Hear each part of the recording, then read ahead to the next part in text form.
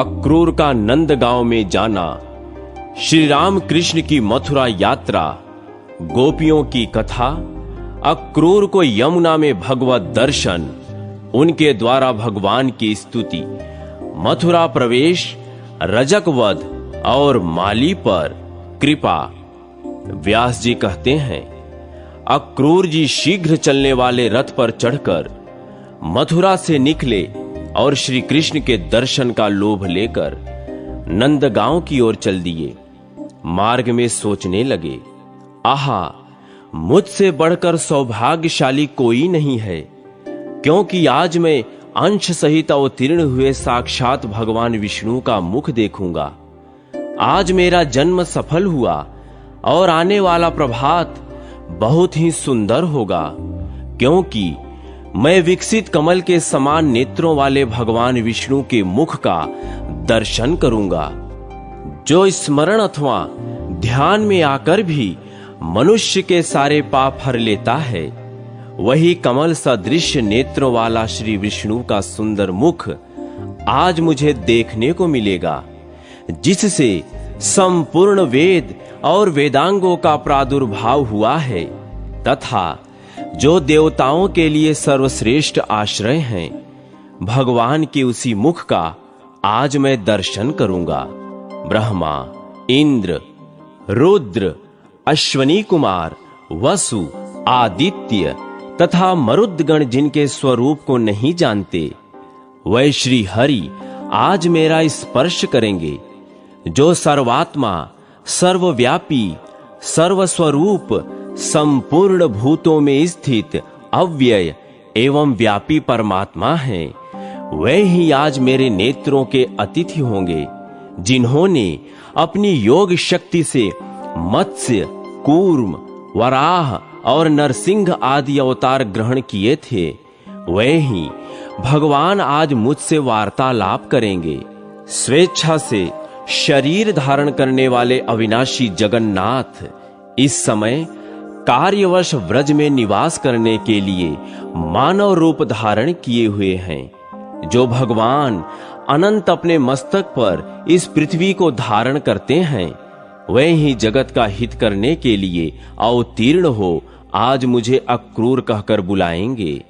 पिता, पुत्र, सुहृद, भ्राता, माता और बंधु बांधव रूपणी जिनके माया को यह जगत हटा नहीं पाता, उन भगवान को बारंबार नमस्कार है। जिनको हृदय में स्थापित करके मनुष्य इस योग माया रूप फैली हुई अविद्या को तर जाते हैं, उन विद्या स्वरूप परमात्मा को नमस्कार है। जिन्हें यज्ञ परायण मनुष्य, यज्ञ पुरुष, भगवत भक्तजन, वासुदेव और वेदांत वेत्ता, सर्वव्यापी श्री विष्णु कहते हैं, उनको मेरा नमस्कार है। जो संपूर्ण जगत के निवास स्थान हैं, जिनमें सत्य और असत्य दोनों प्रतिष्ठित हैं, वे भगवान अपने सहज सत्व गुण से मुझ पर प्रसन्न हो। जिनका स्मरण करने पर मनुष्य पूर्ण कल्याण का भागी होता है, उन पुरुष श्रेष्ठ श्री हरि की मैं सदा के लिए शरण लेता हूं। अक्रूर का हृदय भक्ति से विनम्र हो रहा था। वे इस प्रकार श्री विष्णु का चिंतन करते हुए कुछ दिन रहते नंदगांव में पहुंच गए। वहां उन्होंने भगवान श्री कृष्ण को उस स्थान पर देखा जहां गौएं दुही जा रही थीं। वे बछड़ों के बीच में खड़े थे। उनका श्रीअंग विकसित नील कमल की आभा से सुशोभित था। नेत्र खिले हुए कमल की शोभा धारण करते थे। वक्षस्थल में श्री वत्स का चिन्ह दिखाई देता था। बड़ी बड़ी बाहें, चौड़ी और उभरी हुई छाती, ऊंची नासिका, विलास युक्त मुस्कान से सुशोभित मुख, लाल लाल नख, शरीर पर पीतांबर, गले में जंगली पुष्पों के हार, हाथ में स्निग्ध नील लता और कानों में श्वेत कमल पुष्प के आभूषण, यही उनकी झांकी थी। उनके दोनों चरण भूमि पर विराजमान थे।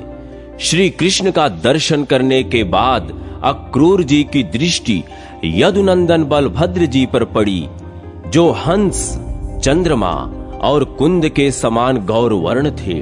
उनके शरीर पर नील वस्त्र शोभा पा रहे थे। उनकी कद ऊंची और बाहें बड़ी बड़ी थीं। मुख प्रफुल्ल कमल सा सुशोभित था। नीलांबरधारी गौरांग बलभद्र जी ऐसे जान पड़ते थे मानो मेघमाला से घिरा हुआ दूसरा कैलाश पर्वत हो। उन दोनों भाइयों को देखकर महाबुद्धिमान अक्रूर जी का मुख कमल प्रसन्नता से खिल उठा। संपूर्ण शरीर में रोमांच हो आया और वे मन ही मन इस प्रकार कहने लगे, इन दोनों बंधुओं के रूप में यहां साक्षात भगवान विष्णु विराज रहे हैं। ये ही वह परम धाम और ये ही वह परम पद हैं। अनंत मूर्ति भगवान आज मेरे हाथ का स्पर्श करके उसे शोभा संपन्न बनाएंगे। इन्हीं भगवान की अंगुलियों के स्पर्श से संपूर्ण पाप नष्ट हो जाने के कारण मनुष्य उत्तमोत्तम सिद्धि प्राप्त करते हैं तथा अश्वनी कुमार, रुद्र, इंद्र और वसु आदि देवता प्रसन्न होकर उन्हें उत्तम वर देते हैं। इन्हीं भगवान ने दैत्यराज की सेना का विनाश करके दैत्य पत्नियों की आंखों का काजल भी छीन लिया। राजा बलि ने जिनके हाथ में संकल्प का जल छोड़कर रसातल में रहते हुए भी मनोहर स्वर्गीय भोग प्राप्त कर लिए तथा देवराज इंद्र ने जिनकी आराधना करके एक मनवंतर के लिए देवलोक का अखंड साम्राज्य प्राप्त किया, वे ही भगवान कंस के साथ रहने के कारण निर्दोष होते हुए भी दोष के पात्र बने हुए मुझ अक्रूर का क्या आदर न करेंगे? जो साधु पुरुषों से बहिष्कृत हैं, उसके जन्म को धिक्कार है। भगवान श्री हरि ज्ञान स्वरूप हैं, परिपूर्ण सत्व के पुंज हैं, सब प्रकार के दोषों से रहित हैं, अव्यक्त हैं और समस्त प्राणियों के हृदय में विराजमान हैं। जगत में कौन सी ऐसी वस्तु है जो उन्हें ज्ञात न हो? अतः मैं भक्ति से विनीत होकर आदि, मध्य और अंत से रहित अजन्मा पुरुषोत्तम भगवान विष्णु के अंशावतार तथा ईश्वरों के भी ईश्वर श्री कृष्ण की शरण में जाता हूं। इस प्रकार विचार करते हुए वे भगवान श्री कृष्ण के पास गए और मैं यदुवंशी अक्रूर हूं यों कहकर उनके चरणों में पड़ गए। भगवान ने भी ध्वजा, वज्र और कमल आदि चिन्हों से सुशोभित अपने कर कमल द्वारा उनका स्पर्श किया और उन्हें खींचकर प्रेम पूर्वक गाढ़ आलिंगन दिया। फिर बलराम और श्री कृष्ण ने उनसे बातचीत की और उन्हें साथ ले अपने भवन में चले गए। परस्पर प्रणाम आदि के बाद अक्रूर ने दोनों भाइयों के साथ बैठकर भोजन किया और यथा योग्य उनसे सब बातें निवेदन की। दुरात्मा दानव कंस ने वसुदेव और देवकी को जिस प्रकार धमकाया था, उग्रसेन के प्रति जैसा उसका बर्ताव था और जिस उद्देश्य से कंस ने उन्हें व्रज में भेजा था, वह सब विस्तार के साथ कह सुनाया। सुनकर भगवान श्री कृष्ण ने कहा, ये सब बातें मुझे ज्ञात हैं। इस विषय में जो उचित कर्तव्य है उसे मैं करूंगा। आप अन्यथा विचार न करें, कंस को मारा गया ही समझें। मैं बलराम जी सहित कल आपके साथ मथुरा चलूंगा। बड़े बूढ़े गोप भी भेंट की बहुत सी सामग्री लेकर साथ जाएंगे। वीर, आप किसी प्रकार की चिंता न करें, आराम से यहां रात बिताएं। आज से 3 रात के भीतर ही मैं अनुचरों सहित कंस को मार डालूंगा। तदनंतर गोपों को मथुरा चलने का आदेश दे। अक्रूर, श्री कृष्ण तथा बलराम जी नंद के घर में सोए। सवेरा होने पर महाबली राम और श्री कृष्ण अक्रूर के साथ मथुरा जाने को तैयार हो गए। यह देख गोपियों के नेत्रों में आंसू भर आए। वे चिंता से इतनी दुर्बल हो गईं कि उनके कंगन और बाजूबंद खिसक खिसक कर गिरने लगे। वे दुख से पीड़ित हो लंबी सांस लेती हुई एक दूसरी से कहने लगीं, सखी, गोविंद मथुरा जाते हैं, वहां जाकर वे इस गोकुल में फिर क्यों आने लगे?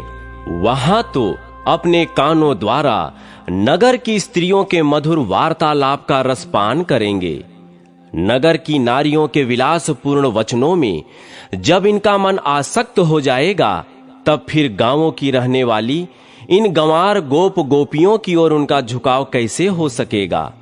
हाय, श्री हरि संपूर्ण व्रज के प्राण थे, इन्हें छीनकर दुरात्मा और निर्दयी विधाता ने हम गोपियों पर निष्ठुर प्रहार किया है। नगर की युवतियां भाव भरी मुस्कान के साथ बात करती हैं, उनकी गति में लालित्य है, वे कटाक्षपूर्ण नेत्रों से देखती हैं। अतः ये हम लोगों के पास क्यों आने लगे? यह देखो, गोविंद रथ पर बैठकर मथुरा जाते हैं। क्रूर अक्रूर ने उन्हें चकमा दिया है। क्या इस निर्दयी को प्रेमी जनों की मानसिक वेदना का अनुभव नहीं है, जो यह हमारे नयनानंद गोविंद को अन्यत्र लिए जाता है? गोविंद भी आज अत्यंत निष्ठुर हो गए हैं। देखो न, बलराम जी के साथ रथ पर बैठकर चले जा रहे हैं। अरे, इन्हें रोकने में शीघ्रता करो। ये क्या कहती हो? गुरुजनों के सामने हमारा कुछ बोलना उचित नहीं है। अरे, हम तो यूं ही विरह की आग में जल रही हैं, अब ये गुरुजन हमारा क्या कर लेंगे? हाय, ये नंद बाबा आदि भी जाने को उद्यत हैं, कोई भी श्री कृष्ण को लौटाने का उद्योग नहीं करता। आज मथुरा वासिनी युवतियों के नेत्र रूपी भ्रमर श्री कृष्ण के मुख कमल का मकरंद पान करेंगे। वे लोग धन्य हैं जो मार्ग में पुलकित शरीर से बेरोक टोक श्री कृष्ण का दर्शन करेंगे। आज गोविंद का दर्शन पाकर मथुरा की नागरियों के नेत्रों में महान आनंद छा जाएगा।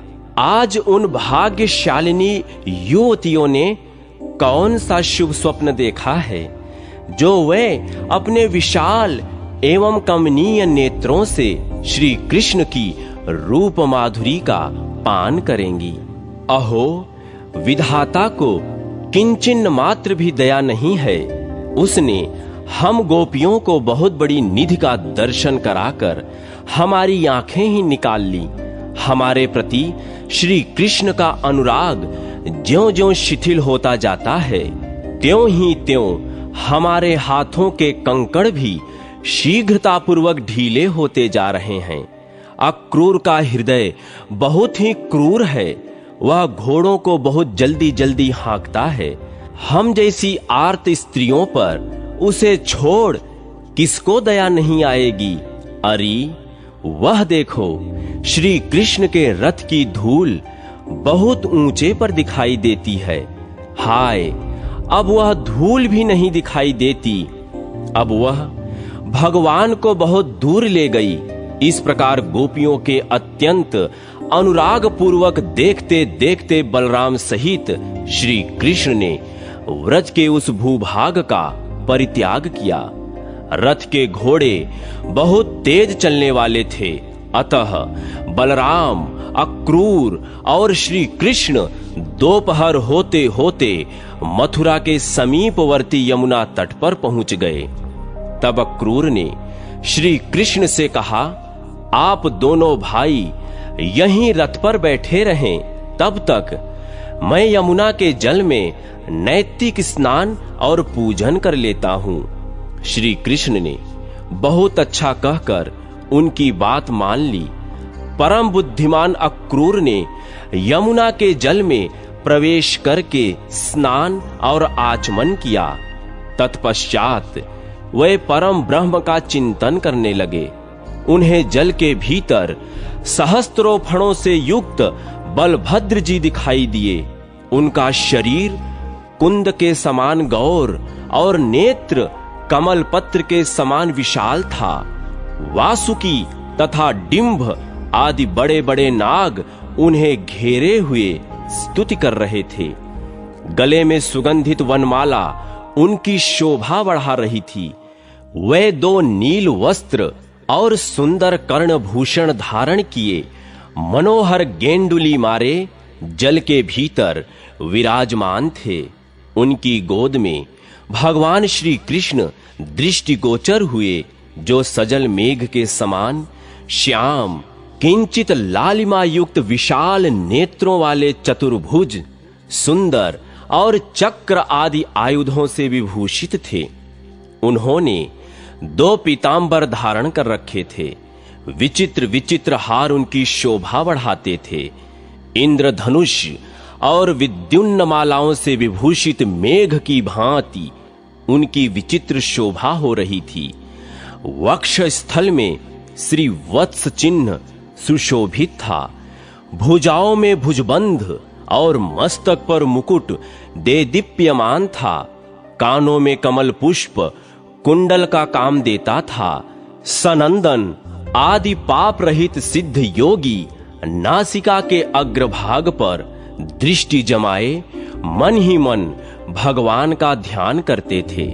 बलराम और श्री कृष्ण को वहां पहचान कर अक्रूर बड़े आश्चर्य में पड़े।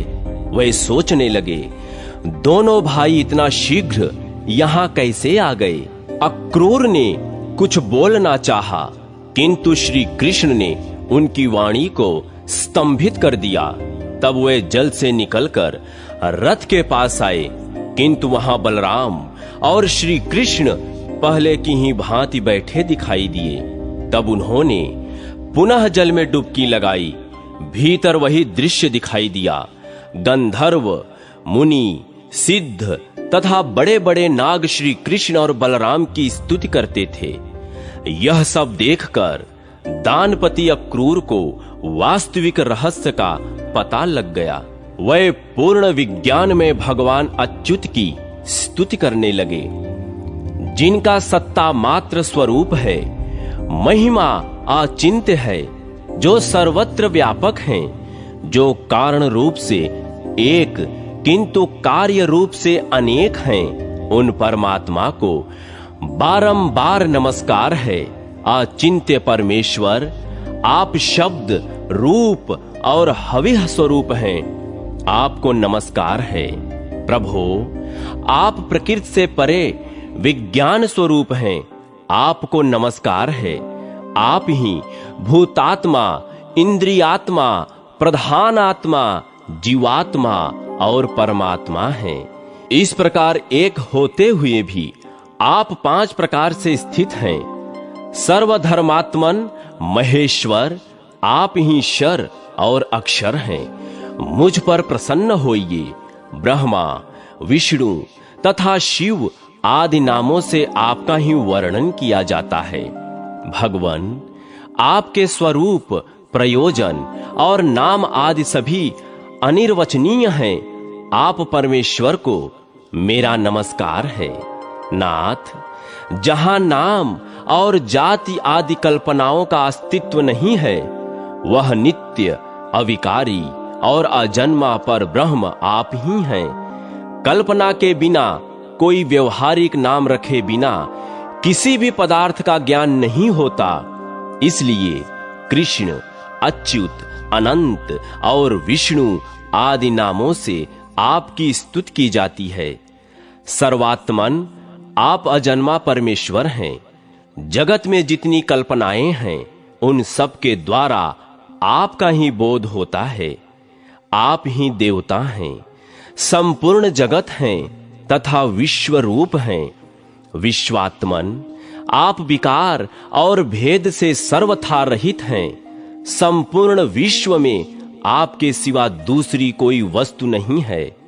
आप ही ब्रह्मा, महादेव जी, सूर्य, धाता, विधाता, इंद्र, वायु, अग्नि, वरुण, कुबेर और यम हैं। एकमात्र ही भिन्न भिन्न रूप धारण करके अपनी विभिन्न शक्तियों से जगत की रक्षा करते हैं। आप ही विश्व की सृष्टि करते हैं और आप ही प्रलयकालीन सूर्य होकर संपूर्ण जगत का संहार करते हैं। आज यह गुणमय प्रपंच आपका ही स्वरूप है। सत्य स्वरूप परमेश्वर का वाचक जो ओमकार रूप अक्षर है, वह आपका ही उत्कृष्ट स्वरूप है। वही सत्य, असत्य और ज्ञानात्मा है। आपके उस स्वरूप को मेरा प्रणाम है। भगवान वासुदेव रूप में आपको नमस्कार है। संकर्षण संज्ञा धारण करने वाले आपको नमस्कार है। प्रद्युम्न कहलाने वाले आपको नमस्कार है और अनिरुद्ध नाम से पुकारे जाने वाले आपको नमस्कार है।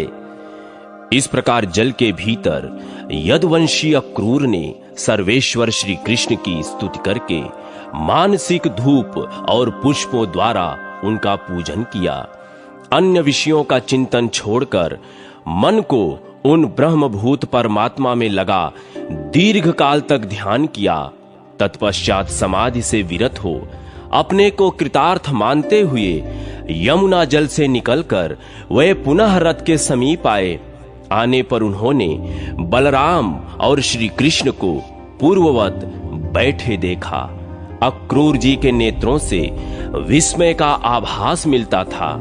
यह देख श्री कृष्ण ने उनसे कहा, अक्रूर जी, आपने यमुना के जल में कौन सी आश्चर्य की बात देखी है जो आपके नेत्र आश्चर्यचकित दिखाई देते हैं? अक्रूर बोले, अच्युत, जल के भीतर मैंने जो आश्चर्य देखा है उसे यहीं अपने सामने मूर्तिमान बैठा देखता हूं।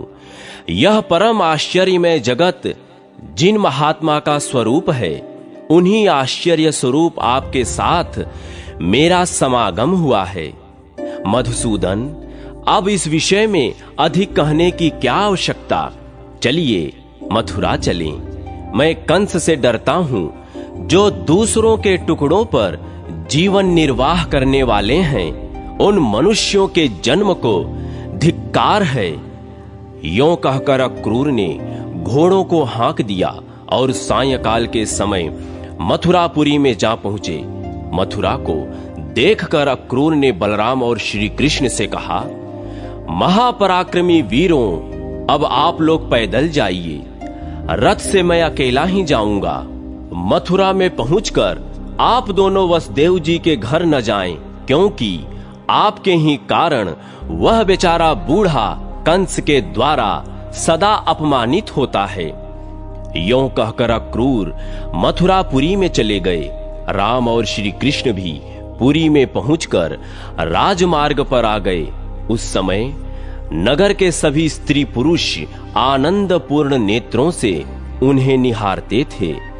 वह दोनों वीर तरुण हाथियों की भांति लीला पूर्वक चल रहे थे। घूमते घूमते उन दोनों भाइयों ने कपड़ा रंगने वाले एक रजक को देखा। उससे अपने शरीर के अनुरूप सुंदर वस्त्र मांगे। वह राजा कंस का रजक था। राजा की कृपा पाकर उसका अहंकार बहुत बढ़ गया था। उसने बलराम और श्री कृष्ण के प्रति ललकार कर अनेक आक्षेप युक्त कटवचन कहे।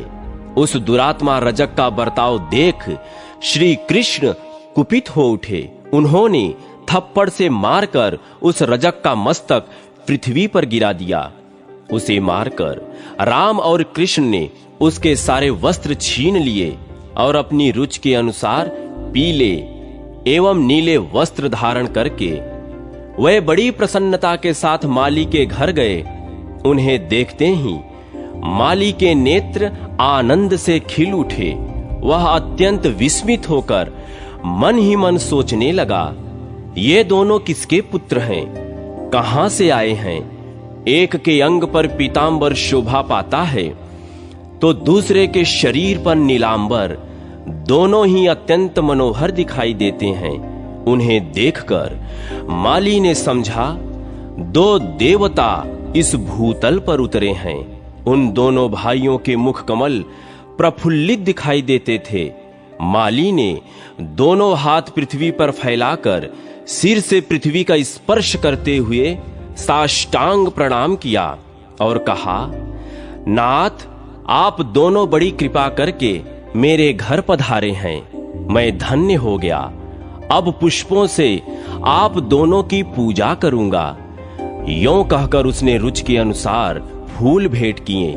ये सुंदर हैं, ये मनोहर हैं। यों कहते उसने उनके मन में फूलों के प्रति आकर्षण पैदा किया और जो जो उन्हें पसंद आया वह सब दिया।